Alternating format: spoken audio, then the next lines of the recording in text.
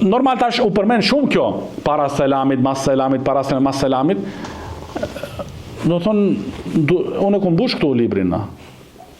Ne jemi Ibn Taymija. Ata profesora në Medinë na thoshin kur nuk bëshim shënime, koha e Darakutnit ka marru.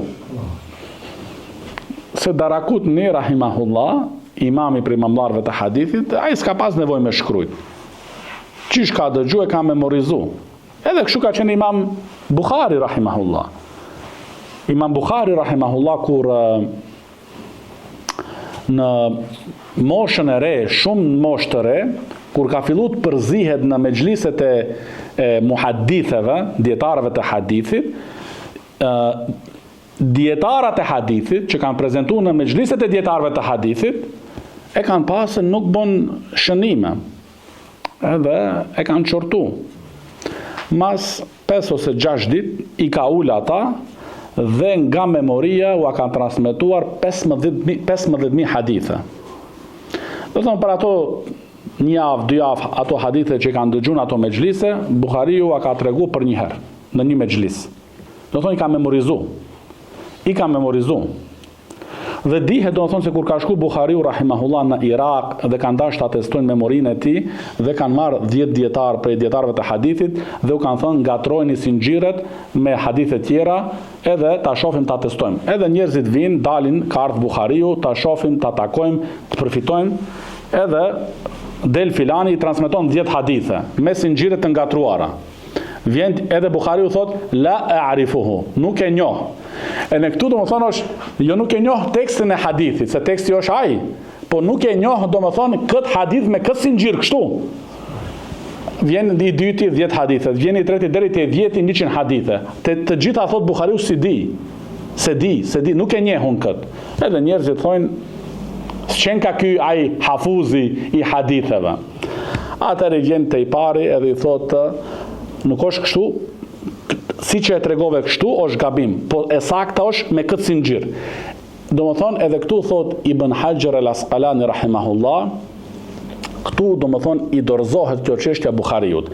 Se nuk është e çuditshme që i dinte ato hadithe me sinxhire të sakta, po çuditshme është që njeri dëgjoi ato sinxhire të gabuara dhe i memorizoi me gabim që i kishin ata dhe pastaj kur i korrigjonte i tregonte edhe gabimin edhe ajo të saktën. Këtu do më thonë i dorëzohet. Prandaj barakallahu fikum, desha me dal këtu tash, duhet me bëj shënime. Duhet patjetër domethënë me shënu. Se çështja është domethënë ne flasim këtu domethënë për shtyllën e dytë të Islamit. A është ashtu? Domethënë të gjitha këto hadithe, tash 305 hadithe gati jemi tu kalu. Ibn Abdul Hadi rahimullah, pjesën e parë Kitabut Tahara, pastaj domethënë vetëm hadithe rreth namazit. Kjo tregon domethënë rëndësinë e kësaj shtyllës. E ne jemi duke e falur namazin 5 herë në ditën, edhe çdo ditë përsëritet. Nuk është njerë në jetë, si kurse haxhi, ose njerë në vjetë, si Ramazani. Me gjithat edhe, nëse është njerë në jetë, si që thot Shekhu Themini rahimahullah, njerëzit, kur duan të bëjnë diçka në lidhje me dunjan e tyre, do një shtëpi, diçka, i marrin të gjitha informatat. Kujdesin, janë shumë të kujdesshëm. Kurse kur vjen punat e haxhi, të umra, e bon, si me thonë, me gjuhën tonë shkel e shko. Hajde, veç ta bëj. Edhe Omeri radiallahu anhu, kur ka qenë khalifa i muslimanve, dikush i ka thënë, ja emir el mu'minin, o prijesi besimtarve, shiko sa haxhiler kanë ardhur në Mekë. Se janë mahnit, do më thonë, prej numrit. Se duhet takimi parasysh, do më thonë, kur kanë ardhur sahabët me pejgamberin alayhi salatu wasalam në Medinë, kur kanë bërë hijretin, për afërsisht numri muslimanëve kanë qenë 500. 500 gjithë numri muslimanëve. Kur kanë parë gjithë ato njerëz, u ka duk, do më thonë, shumë numër të madh. Por Omeri radiallahu anhu ka thënë, shumë po vinë, po shumë pak kthehen si haxhiler. Do thonë, me atë kuptimin, me hax të pranuar, me hax të sakt. Edhe sot shkojnë ala dhe ma shumë.